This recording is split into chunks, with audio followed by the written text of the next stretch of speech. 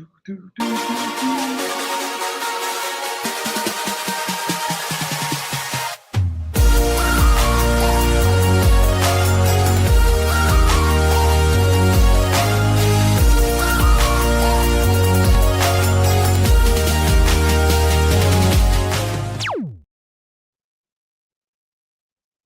Morning, good afternoon, good evening. I do not know where in the world that you are at right now, but what I do know is that you are here with us. And whether you're watching this as a recording or whether you're watching this live, I'm just excited about today. I'm excited about the time that we get spent with Abby today. I get the time to just, it was so funny because we were talking, Jim and I were just talking in, I guess we call it the green room, right? The stuff you do right before you get going. I've had the privilege of being on his podcast, and it is a business podcast, and he knows how to make people money, and he knows how to do some stuff, and he's done some stuff that's helping me. In fact, I can't wait. We'll talk a little bit about Facebook ads today because they're working, and they're actually, literally. This is month and a half on Facebook ads, and I started. So my first month, I was paying like, I think $5.85 per ad, and I got like 58 or 59 ads at $10 a day or something like that. And so now I'm up to like over 100 folks that have replied to the ad that I put together. And I would not have done this without you. But before we get to talk about that, and before we get to talk about the fun things he's doing in business, like all my guests and all the ones that you get to hear, we get to talk about what makes him special. What is that little thing, that the sauce that it was put into him when he was a kid that allows him to do the greatness that he has today. And so first, I'm going to have you tell your story. Your story can start out at anywhere in your life you want to. I was just telling him that if he makes it up, his mom will know, but we won't know. But there's no reason for him to make it up because he's got this incredible life that he is living right now, and he's helping people in a huge way. But some of us just want to know, okay, what does it take in order to do that? I've had people who've grown up with some really horrible lives. I've had some people who've grown up with some pretty easy lives, and I had some people just grew up, right? And so whatever that is for you, we'd want to know what that is. And then we are going to chop it. We'll talk a little bit about business today. We'll talk a little bit about finances today, but we'll probably talk even more about identity and talk about, those things that make us special, that allow us to go through life and enjoy our lives. I can say there was a time in my life where I was making a whole bunch of money. I wasn't a nice person. I was yelling at people. I had a whole bunch of people that were on my team, and they didn't show up like on the minute that I expected it to. And I just lit into them, and I'm like, this is terrible. I helped them make some money, but at the same time, they didn't have pretty productive lives outside of, just making some money. Some of them got divorces. Some of them, their kids, they missed all their kids' stuff. And I know that's not you. And I know I've changed so much over the last 20 years from when I used to do that all the time. And it's been so cool to be able to do it. So, Abby, it's your turn. I want to give you the floor. I want you to tell us about who you are and what you did in your life to become the person that you are today.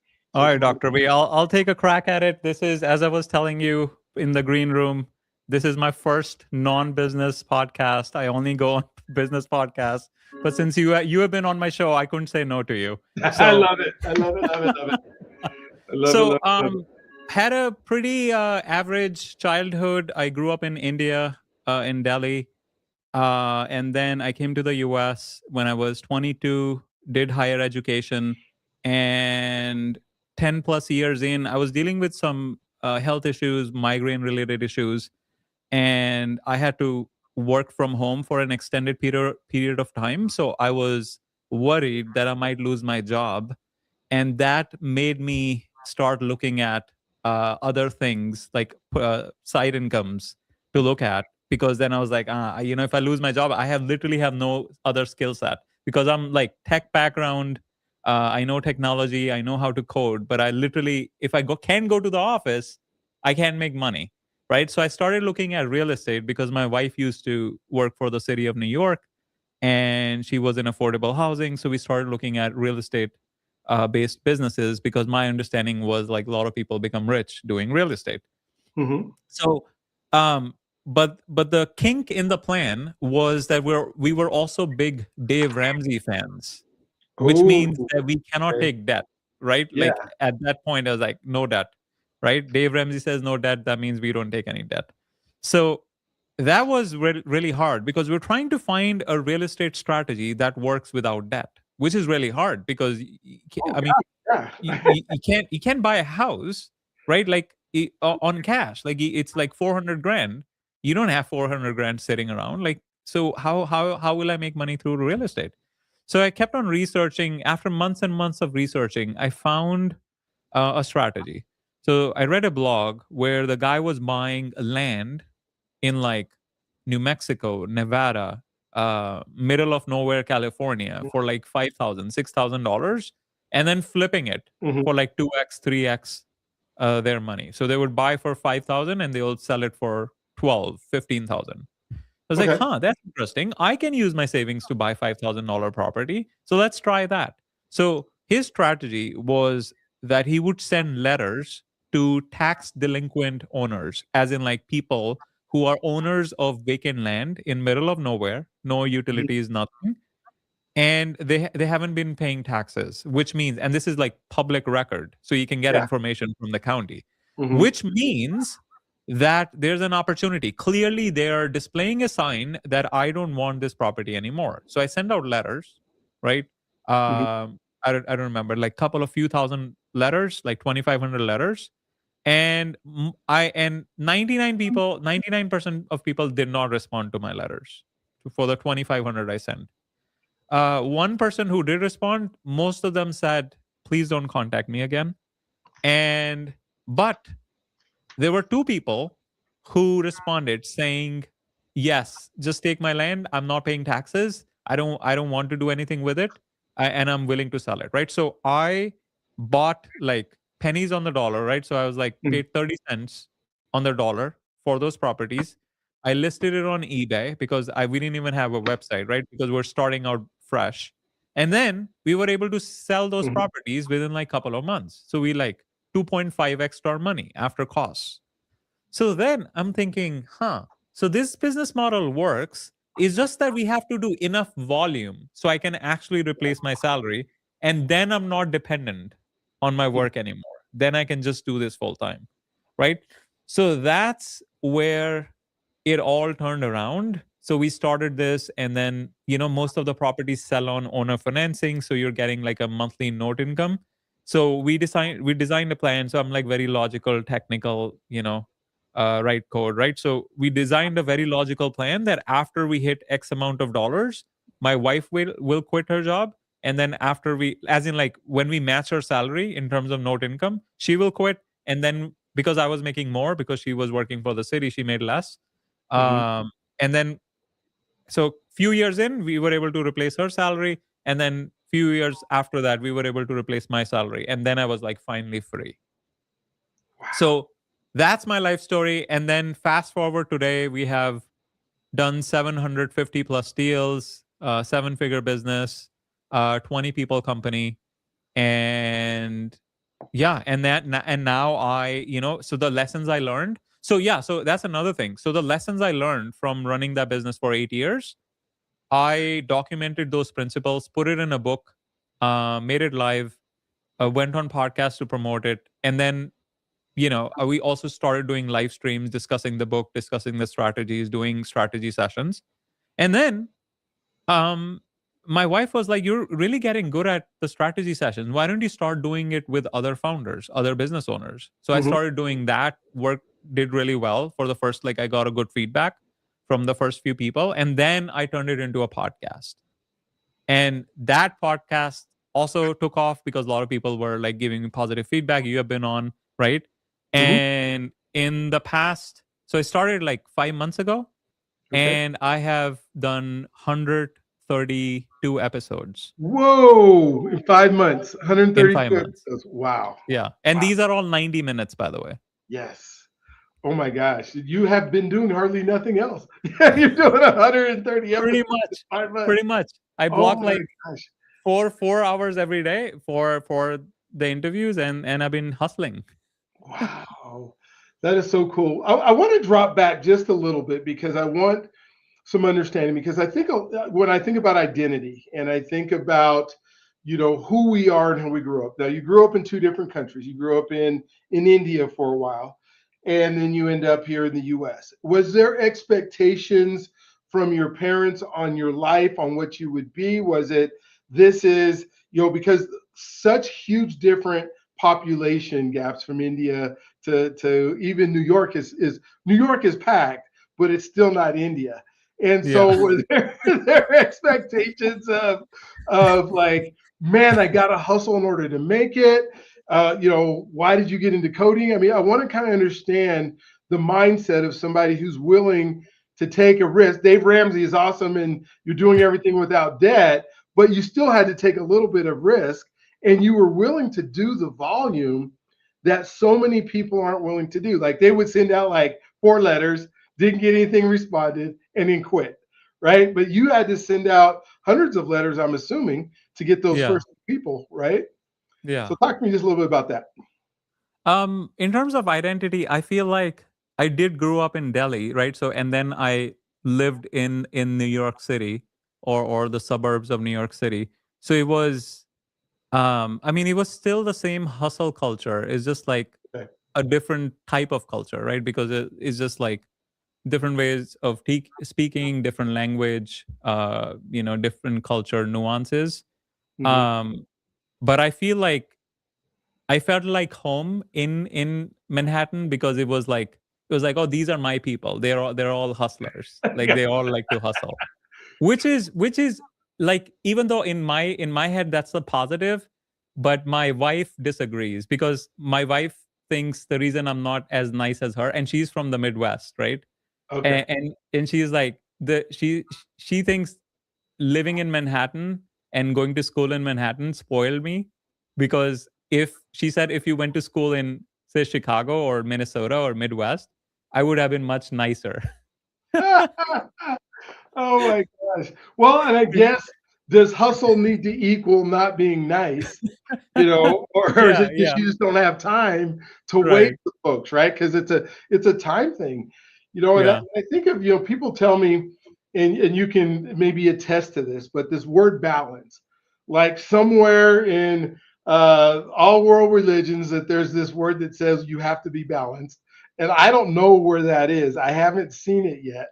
Where I think balance is a season, or not even a season. I think when I think of like focus, a season of being focused is you are hustling, you're getting it done, and you can't Hmm. be focused and balanced at the same time. Balance is, just life goes on, we're okay, we're just doing whatever, and I got all my ducks in the row, and we're just doing everything. And then there's focus, and I think those are seasons. I don't think it's a day or a thing that you can do. Maybe come just talk a little bit about what hustle means, because it doesn't have to be like you're harsh with people. It just means that, I don't know. You tell us what it means, and then I'll move on from Yeah, there. I mean, I would say it's like, just going back to the New York City example, like, if you go to a small town, right? You go to, say, a 7-Eleven or a coffee shop, you would, it's a small town, there isn't a lot of traffic. Like, you, maybe that person at the counter Mhm, talks to maybe 50 people per day, and a lot of them are regulars, right? mhm. So someone comes in, they're like, their mind, because they're just standing there and there's no one in coming in, Nobody right? to talk to. Right? No one to talk to.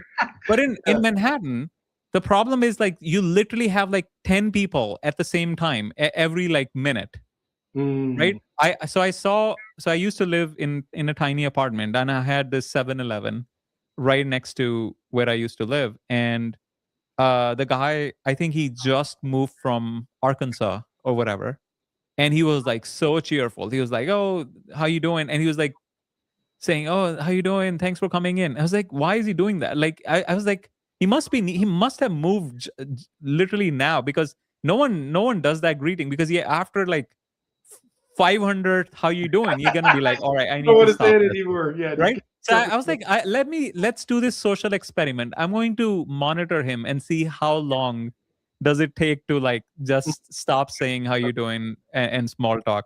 And it was literally 2 weeks. After 2 weeks, he stopped doing I love it. Yeah, through 2 weeks and after, like, here's your stuff, let's Yeah, go. yeah, yeah. Because Oh, you like so many people coming in and they're not 99% of the people are not repeat, right? Because there's a lot of like people coming in and going out. You can't remember this yeah. person has been or not, right? So it becomes it's being nice in Manhattan and being like talkative and being outgoing and gracious is taxing. It's a lot of work, right? It's not easy because it takes a lot of energy, It right? does, So especially when you have that's that many people, when that volume is there, it's gotta yeah, be. yeah, yeah. Yeah, so that's what I think about. Like, that's like the difference is because if anyone who grows up in Midwest and they live in Manhattan, they kind of change in a few months as well. But yeah, going back to your question about hustle and focus, I do feel like being literally from a business perspective, I feel like in the age of AI, it's so easy to make money, like or to be successful in a business because literally you have unlimited amount of information available at your fingertips. Yep. You don't even need access to. You remember we were talking about Facebook ads. Like Mhm. we don't even need access to like marketing gurus and marketing experts because you can have Claude or ChatGPT be your marketing like guide essentially, right? So there's just so much information available these days that it's nothing is preventing you from getting that information and being successful. But the problem is, and the reason a lot of people are not able to execute on that is because there are a lot of like unlimited amount of knowledge, but there's also unlimited amount of distractions, Whoa, thank you. Yes, right? So so much. it has never been easier to be successful, but it had also been never been easier to be distracted. And that's the biggest problem, Oh my I God. feel like. Tell me, what do you think? Yeah, no, exactly. I'm with you there because as I'm coaching people, and that's what I do, and I sit down with them and I'm saying, here are the things that you're doing. Write down for me to say they do it in a day, and they go through their day, and I'm like, I don't know how you can change what you're doing 15, 20, 30 times a day and still be sane at the end of the night. Like, and every dangling carrot that shows up is, oh, I got to try this, or oh, I got to try that, or oh, I got to do this. And there's no time to just sit down and think and say, is this going to serve me? Is it not going to serve me? And what if we think about that, even our associations and the people we hang out with and the people we spend time with, so much of the time when they decide that they want their downtime is in these groups of people that don't serve them. And I think it's just because they're trying to get way of a distraction. So they'll go hang out with the family and get into their drama just so they don't have to think about sometimes their own life, And Yeah. so it's just so hard when you think about some of these distractions and some of the things that people will get out and do. Like what you said, when you talked to me and said, okay, I need you to do the Facebook, I took Saturday off. I said, there's no reason that I have to do. And I had people calling me. I had, the guy outside wanted to spray for bugs. I had, all these things that I could have taken my day, to go do. But I said, wait a minute, if I'm going to do this, and like you said, I used AI and I said, Claude, I have zero clue how to set this up. I don't even know what these words mean. Can you help me set this up today? And I just sit there and then I would take a screenshot of like what was on my screen because I didn't understand what Cloud was saying. And like, this is a box that's asking me to put stuff in. Tell What me do I what to put put in in. this box? And it told me what to put in the box. And I got through it. And all of a sudden it began to work because I decided, and that's the thing I think that a lot of folks struggle with is the decision part of it, is I decided that this is what I'm going to do. And then I went and did it without allowing all those other things in my life to start getting on me and stuff. And when I think about your story where you're saying, hey, we decided, hey, this might work for me, and I guess I would ask, like, what was the stake if it didn't work? Like you went and bought you said, I'm going to try this property stuff. Were you Yeah. thinking like, oh my gosh, my life is over if this doesn't work. Because I think that happens to people, whether I don't, they won't take risks because they think somehow it's a reflection on them and who they are, or what? Why won't people take any of the risk on things that sound like they're a good idea? Yeah, for me, it was essentially in my head, I was thinking, if I don't make this work, I don't have a plan B. Because Hmm. if my health issues continue and I can't go to the office, that means I'm out of a job, right? And I can't make money. And I'm like, I have bills to pay. I need to make money. So I need to figure it out, right? So it was, stakes were high for me because I'm also like a go getter, right? That's my personality. Hmm. And I can't uh, not take action. Okay. So in my head, it was like, I need to take action, but I need to take enough action that I know that I will be successful, even if, like, it's all about volume, right? So when you do enough volume, the reason volume is important is because it gives you feedback, right? Hmm. A lot of times people are not going to take enough volume and they will like give up too quickly, right? So perfect example, you brought it up earlier. If we're sending letters, right? So I got two people who said yes out of 2,500 letters that I sent, right? So what if those two people came from the last 500 of the 2,500, Hmm. right? Like, what if like I sent 2,000 letters and I got zero deals out of it? And then I would say, oh, yeah, this doesn't work, right? The fact that I sent 2,500 letters made it more likely that I got some response out of it. So that's the reason why volume becomes very important. It also gives you feedback. The two things that I got from that, what you just Mm, said. First, you were willing to send 2,500 letters.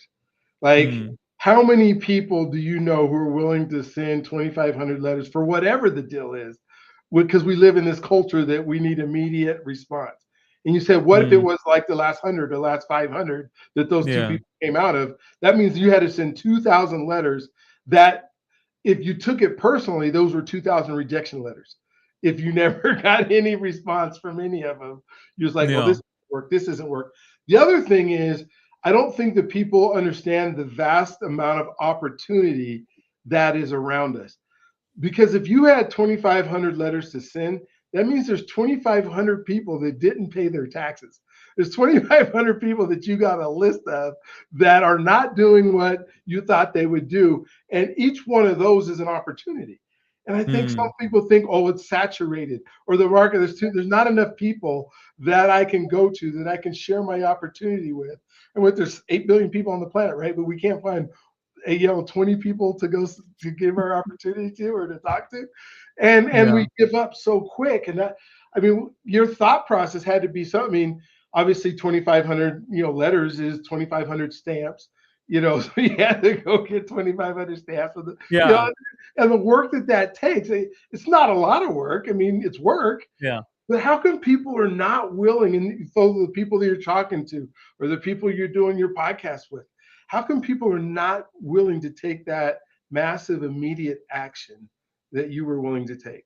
Yeah, I think it's a lack of motivation for whatever reason. So I am coaching a bunch of people myself, and one of the guys that I'm coaching, like his wife is a high earner, right? And I can like I have tried all sorts of method to motivate him to take action.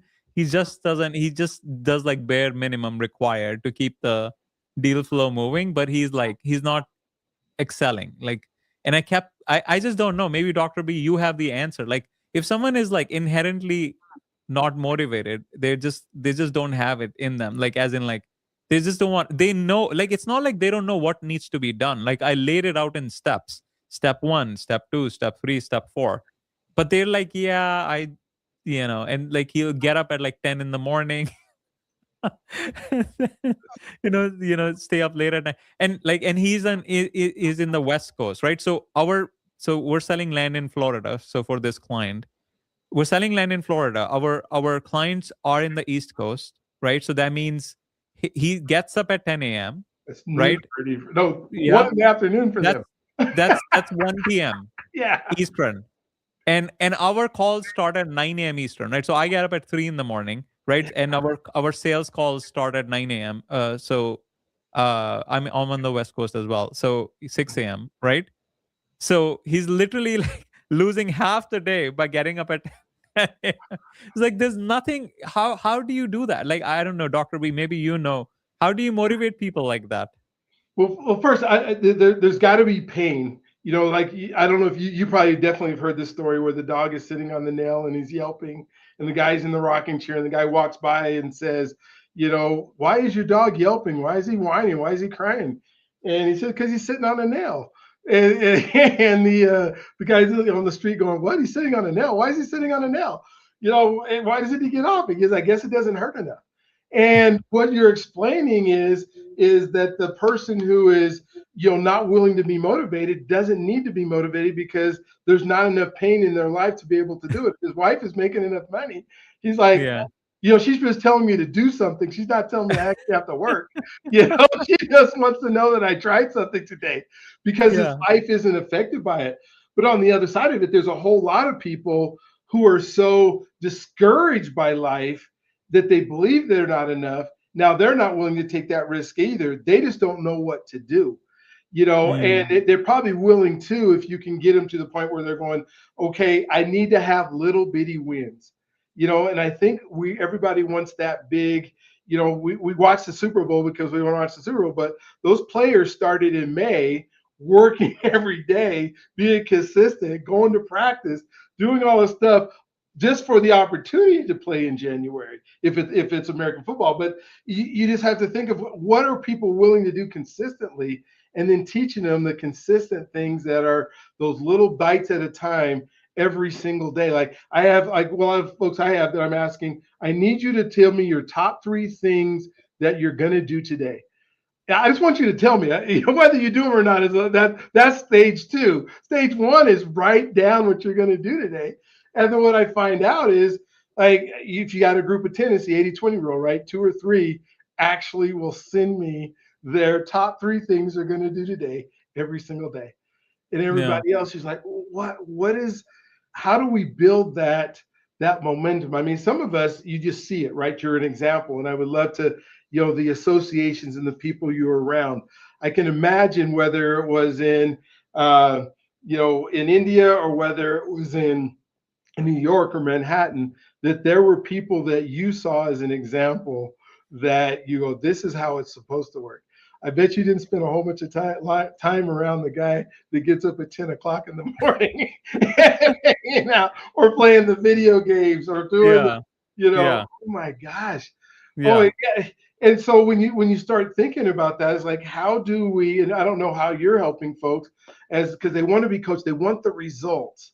Yeah. And sometimes they're just not willing to do the little things, the day by day. You get up at 3 o'clock in the morning. The success leads clues, 3 o'clock in the morning. How does somebody get up at 3 o'clock in the morning? I was telling somebody, I don't do 3, I do 5, usually between 4:30 and 5. I'm up and I'm getting ready. I'm getting my mind ready. I'm doing the things that I got to prepare myself for the day. But then they go, well, how come you're not up at 11 o'clock? I'm like, well, what am I going to do at 11 o'clock at night other than sleep? It didn't used to be that way, right? But literally, you think about it, and I'm sure you're not up at 11 o'clock and midnight at night on weekdays, because what is there actually to do at 11 o'clock at night? Because you're tired from the day. Yeah. People don't see that, right?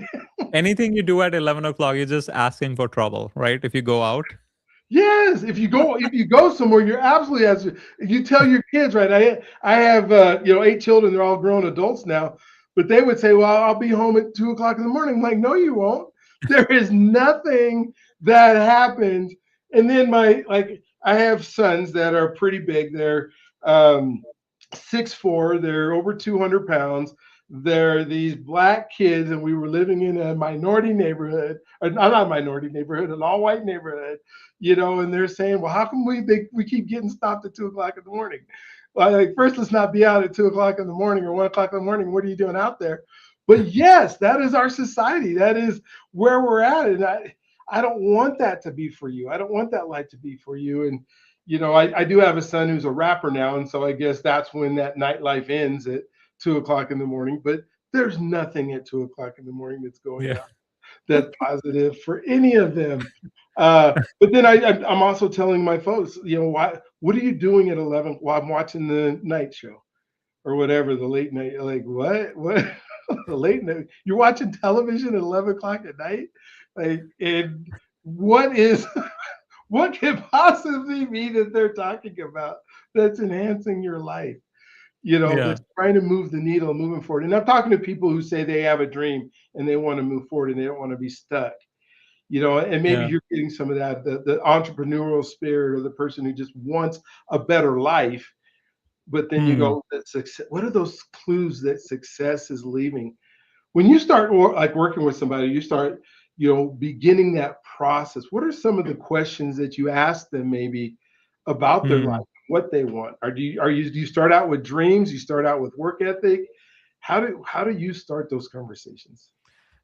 So most of the people I've been helping, like this is pre-podcast, right? So this is mentorship Hmm. for land, right? Buying and selling vacant land. So a lot of my the people that I was talking to were coming from 9 to 5s. So these are Okay. people who have 9 to 5s. They're not happy, like they don't feel like they have enough Okay. freedom, Okay. and they want to do something where they don't have to work for a boss anymore, and they are their own boss.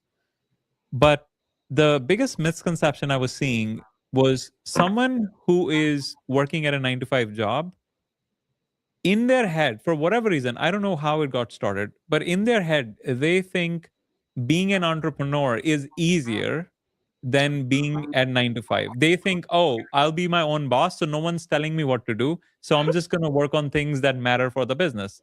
But Yeah. what they don't realize is if that person is an accountant, for example, they are in, they're like one department. In Hmm. that one department, they have a manager with a sub manager with a sub manager, and then they're an accountant reporting into like four levels of organization. But when you take the leap over to entrepreneurship, you are not just the whole accounting department, you're also the IT department, the legal department, the HR department, the marketing department, the sales department, right? So you're doing like 7 different jobs as one person. So Yes. it's not easier.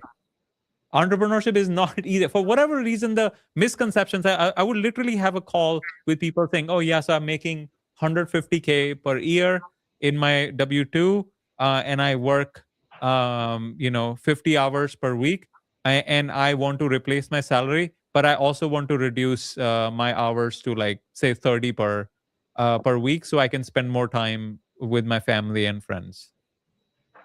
And I was like, okay, so you want to be an entrepreneur because you want to work less and make more? Yeah, like you're also the custodian, you're also the daycare, you're also, oh my gosh. Yeah, you are so right that belief system is, I'm gonna go, and then all of a sudden people are gonna just bring me money, or people are gonna just, give me, they haven't done marketing, right? Because they're the accountant. Yeah, And so they just think that all of a sudden they're just gonna put a sign up on their front lawn that says, I'm in business, and then people are just gonna show up. Oh my yeah, gosh. And all the whole thought process, not just the physical time that it takes, but the yeah, mental time that it takes to be an entrepreneur. Because not only are you doing all those jobs, you have to think what's next for each of those positions that I got to get done today. And right. so, and now it can be rewarding afterwards, and it can be rewarding after you put your time in. My Yeah, wife has an embroidery business, and she's been doing it for almost 10 years now. And we're now at the point where, the Google reviews and all the work that she's put in, is people are coming to us now. She's not having to go out and do a whole bunch of marketing, and then we have to decide whether she wants to scale to the next level. Well, her sister decided that she's going to now do the embroidery business with her, and she went and bought a couple of embroidery machines. And she's wondering, like, well, how come people come to your door that don't come to mine? Or like, it's 10 years. That's the difference of 10 years of working and working another job at the same time, while she was yeah, building her business and getting it going. And it's just so funny. if someone was listening right now that is stuck, and maybe where you were, where it's like, wait a minute, I got to make money. My 9 to 5 is killing me. I can't continue to do it. What is one thing they should do starting this week before they just jump into? It's so funny. I had a person, she went and did a presentation, and people said they wanted to partner to work with her, and she's all worried about I don't have an LLC.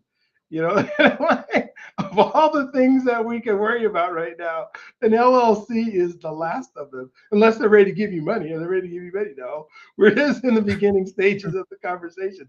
But I got to spend this week getting my LLC. How am I going to find out about my LLC? How am I going to get this going? So for you, that's not this week item. That's not even next month's Yeah. item. What would you say with somebody who just kind of feels that stuck, that night? Yeah. I would say, yeah, I would say that you have to be prepared. Essentially, you're doing two jobs at once, right? So you're doing the day job, and then whatever discretionary time you have left, you're putting towards entrepreneurship, right? Okay. And then after a while, once you see some success, you get some revenue coming in, that's when you know, think about, all right, I'm going to be quitting. I can quit my job 6 months from now, or 10 months from now, or 12 months from now. I think the misconception is a lot of people are like, oh, yeah, I'm just going to quit now and then I'm going to start on the business. And because as you correctly pointed out, like it takes time, to get the plane off the ground, right? So I personally, if someone comes to me, I advise them to not quit their day job yet until they have a business that works. And not only it works, it's bringing in enough revenue that when you do quit the job, it's enough revenue that you're able to pay your bills. Because last thing we want is them quitting the job and then be stressed out, because then if you're stressed out about making money, then you will be making bad business decisions. Like you will be making short-term business decisions, which we don't want, right? The business is the long game, as you know gave the example of your wife, right? 10 plus years, and now you're seeing the flywheel effect of referral traffic and word of mouth kicking in. So yeah, so that would be my biggest piece of advice. Just you have to be willing to do two jobs at once until you start seeing meaningful revenue. And I love that because, and there's also this gap that I don't think people think through. So now you're working your job, you got your W-2, that's working out for you. And now you started being an entrepreneur, and you just say you start bringing in some revenue from an entrepreneur. Well, you still Hmm. have your job. Now you have your entrepreneur income. And so that, let's say that ends up, you're making 100,000 at your job, and now you're making 50,000 as an entrepreneur. Well, if you get rid of your job, you're only making 50,000 as an entrepreneur. And Hmm. some people move their lifestyle, up to that $150,000 because they get their job and their Oh entrepreneur, yeah, it's a good right? point. And so Yeah. that is the gap that they're like, Yeah. oh yeah, my lifestyle or the things that I'm doing or the bills that I'm paying, and all of a sudden they really can't quit their job, or they think they can. Oh, I'll just make that extra 100 up because now I know what I'm doing in my business. Yeah. How do you, yeah, walk Yeah, the me through that a little bit? downgrade in lifestyle is very painful. I can tell you by experience. But Yeah. but you have to willing, like, it comes down to, are you willing to make sacrifices for the long term, right? That's what it comes down to.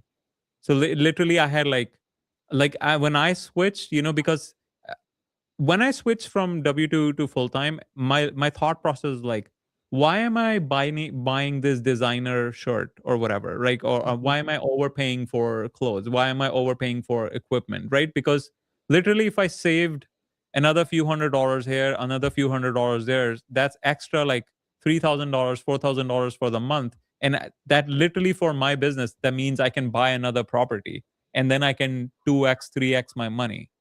So instead of spending money on stupid designer stuff like, or named brands, why Mhm. not just buy generic and then take that extra money, redeploy in your business? Because your business is essentially doubling, tripling your money, right? You put in $1, you get $2 out, right? That's essentially what a business is, right?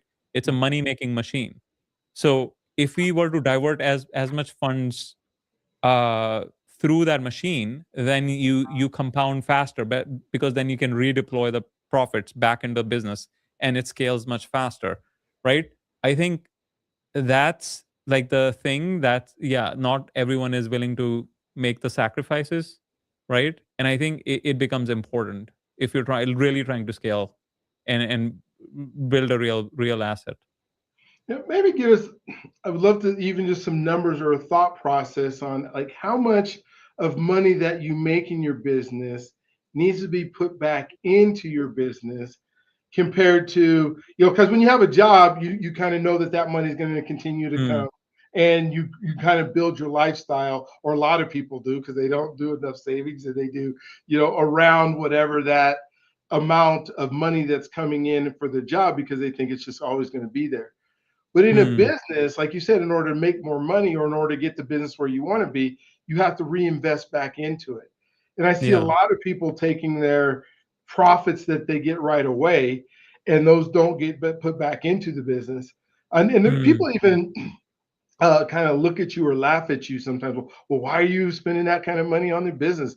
What time are you going to pull the plug and say that this business is worth it, and it's not any, it's worthwhile to continue to do it because some people are reinvesting. Is there a number or a thought process of what that amount should be? I mean, I think the way I thought about it personally was like, what's the minimum salary I can draw from the business Okay. where I'm comfortable? Like, it's not a luxury lifestyle by any means, but I'm comfortable enough where I define my minimum lifestyle that I'm willing to downgrade to. And then everything after that dollar goes back into the business. So that's how I thought about it. Okay. So for me, it came to whatever, like 40,000 per month or 40,000 per year or 50,000 per year. Uh, and that was the number. We're like, all right. So after this, everything goes back into the business because we don't, we don't have any debt. Dave Ramsey fans. So, and so our lifestyle is very simple. We don't have fancy stuff. Um, so, that's how I thought about it. And everything went back and we just keep on redeploying. Gotcha. Do you have children? Yeah, I have 2 kids. Okay, so children cost money. Yeah, yeah, I know, I've heard.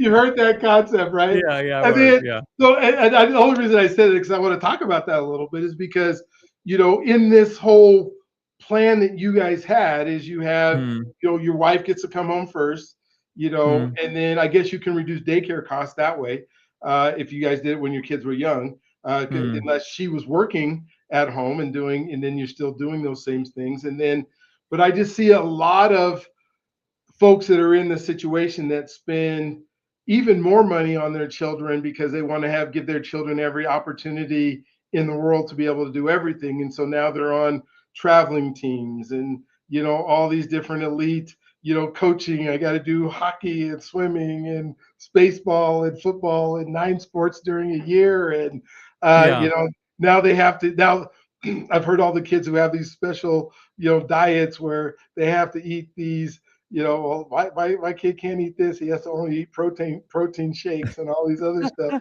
that they do.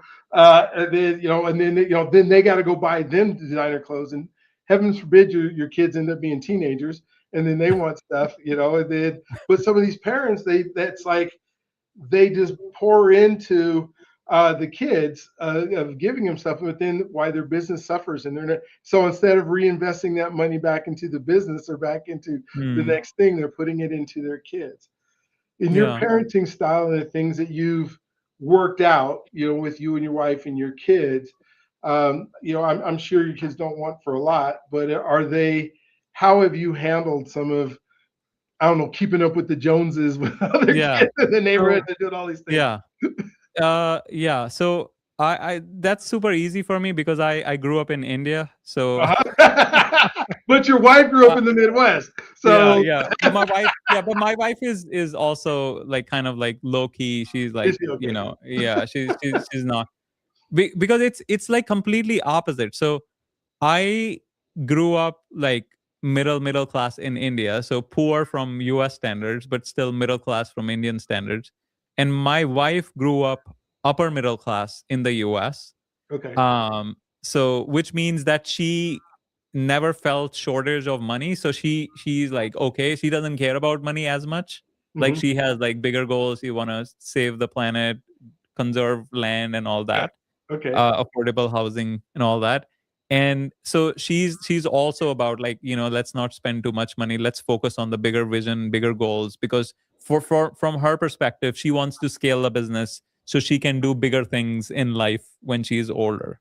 Like Okay. she wants to conserve like 600 acres in like Vermont or whatever, like and put on timber and save uh like extinct species that's going extinct and all that. Like she has like very high goals.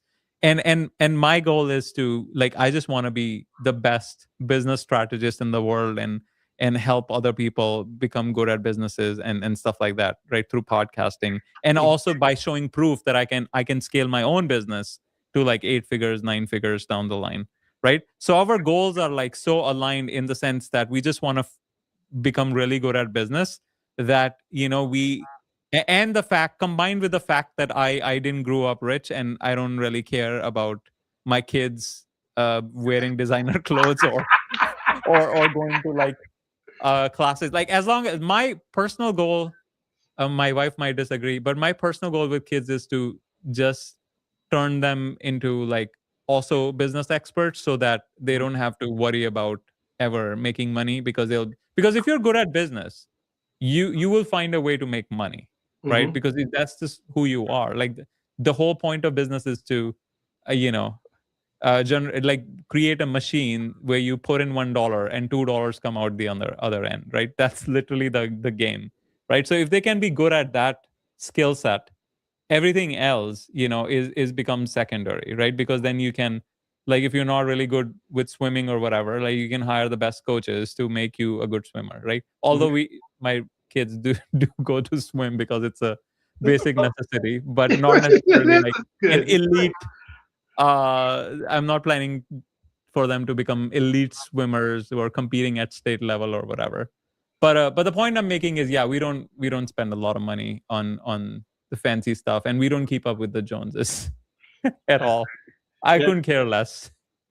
And don't get me wrong, man, I've been a teacher, and I believe kids should have activities and have extracurricular things and have things that fill up their mind, and not sit at TV all day long and watching it. Yeah. But it gets to the point where you go, okay, you're in this hockey club, right? It's called a traveling team, and you got to travel to 9 different states in the next 9 months, and your kid's nine, and like every weekend you're at a hockey tournament in another state, and you spent $20,000 for them to play hockey, and the kid hates it.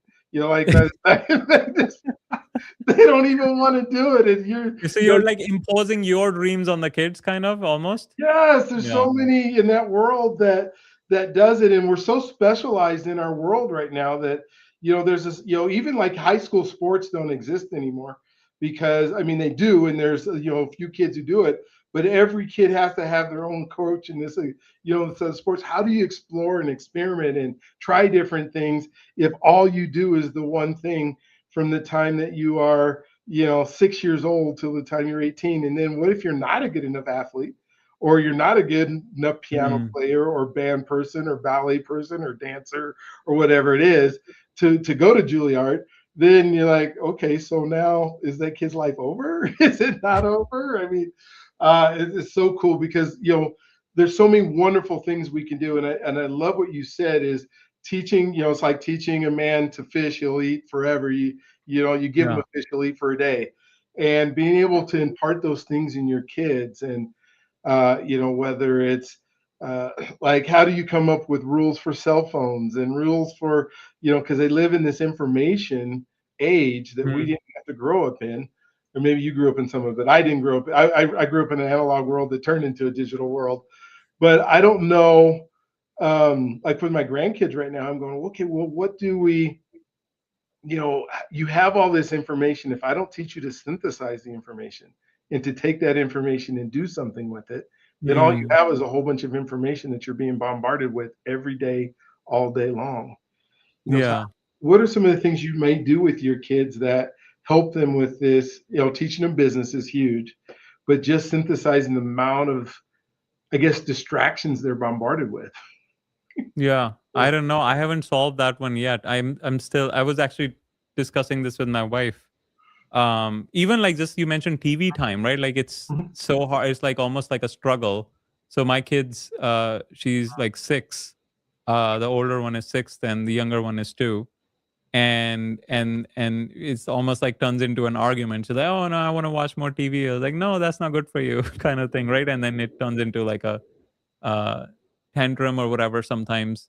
And yeah, I haven't figured out like how do you. I was thinking like you can also put like controls, like parental controls and stuff, right, on smart devices where you're like, all right, you're allowed to do this between this time for this many Mhm. minutes or this many hours, Mhm. that kind of thing. I don't know. I mean, Dr. B, you have more experience than I do.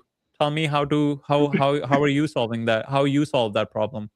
Well, yeah, I mean, because I had different eras, right? Like my oldest kids grew up in the '90s, and then my grandkids are now growing up today, and it's talking to my kids about, yeah, it's just they're going to have some tantrums. They're going to have to, Yeah. every time that they scream, and it's really a conversation about, knowing what they're watching, what they're looking at, not to me, it's like, do you really need a cell phone at 10 years old? Or you get the watch that you can call them on the Yeah. watch, and you can, Yeah. because who else do they got to talk to, right? Who else do they got to spend time with, on their iPads, in the cars and stuff. Yeah, it makes it easier for me to drive, but when we drove around, we looked at the stuff that was out there. We played games and that kind of stuff if it was a longer trip. But it's so much easier just to hand them an iPad and say, go for it. Now, and some of the stuff is so educational, and I don't want to take that away either because they can learn Mm, so much more. But it's those continued conversations about, to me, continued conversations about what is it that you're learning and what is it that you're seeing and what is it you're doing, and making sure that they have a way to synthesize what it is at their level, whatever that level is. mm. And then Yeah. when it's family time, like it's dinner time or it's those times, that's when devices get shut off. They get put into a basket. They get put into, hey, we're not watching TV and eating dinner at the same time. We're having a conversation and talking, especially if Yeah. you guys have the ability where you're both home. I mean, I understand working parents and they come home at different times and all that kind of stuff. That makes it a little bit more difficult. But if you have the ability to have at least several meals with your kids every single week, you are doing them such a service, because it's all going to come down to relationships.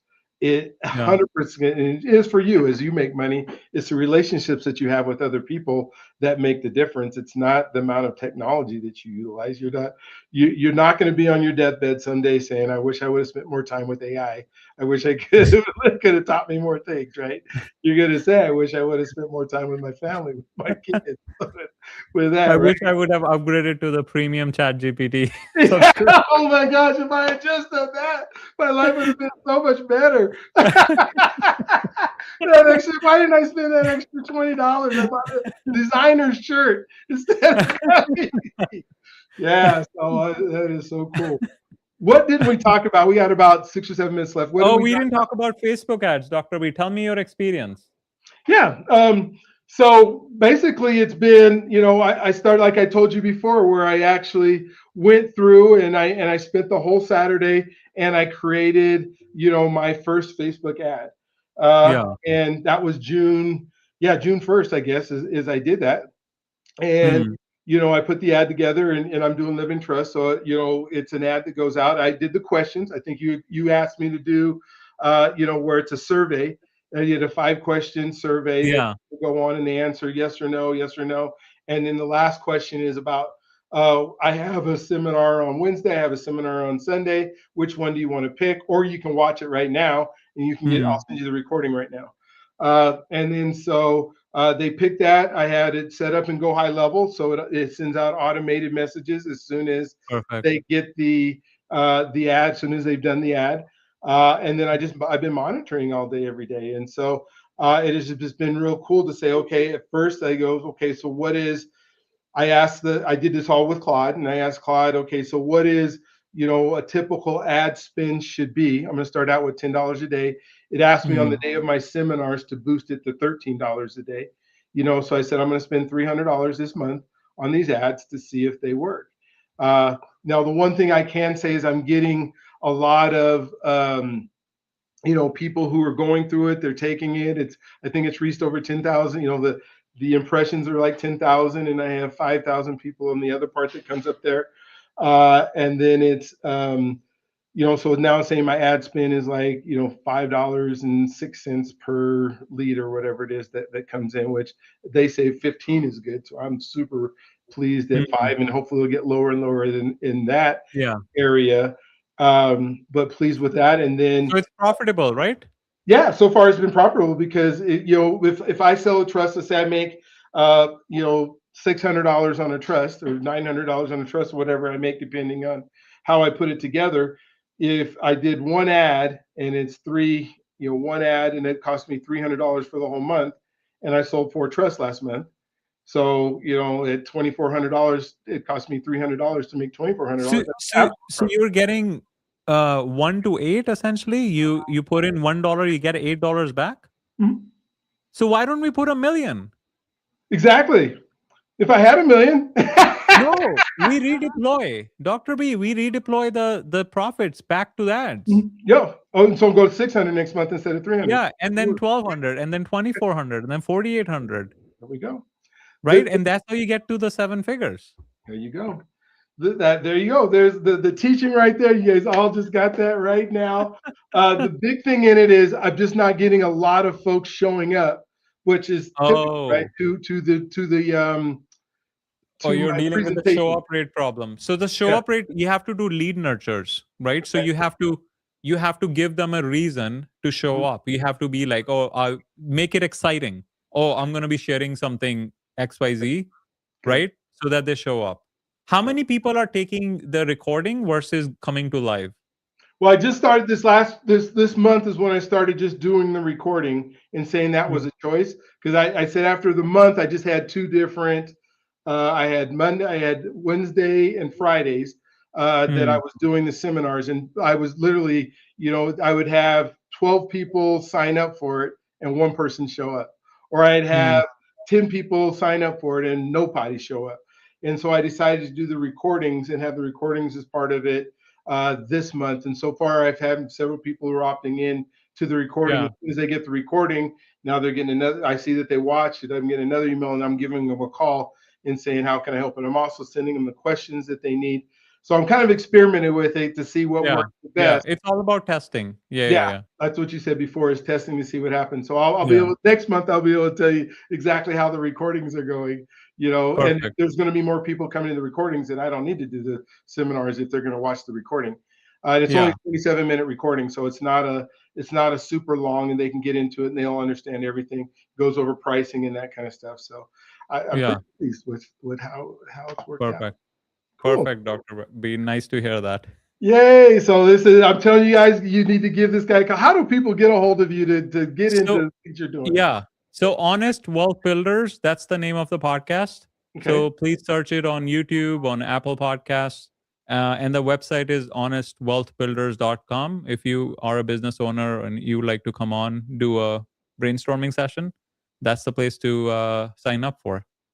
Oh my gosh. Well, thank you so much for being on today. I can't believe we've talked an hour and we haven't even got started. I'm telling you, we're just getting started with our relationship. We're getting started with the things we're doing together. And you will hear from us even more.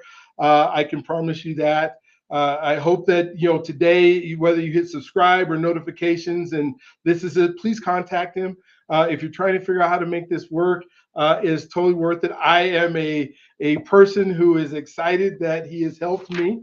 We're already talking about making millions of dollars, and we just got started. So, thank you for being on. I know it was a different podcast than you're normally used to doing, but I think so Yeah. many people got so much out of it, and so I Yeah. can't wait to do the next one. Do you have any final thought that you would love to share with everybody today before we end?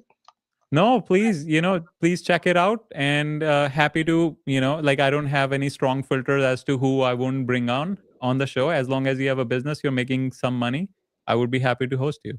Oh my gosh, that's so great. I promise you it'll be worth it. Get on. He's doing some phenomenal things. He's making some people some pretty good money. He's going to tell you about things like get out of debt, stay out of debt, don't be in debt.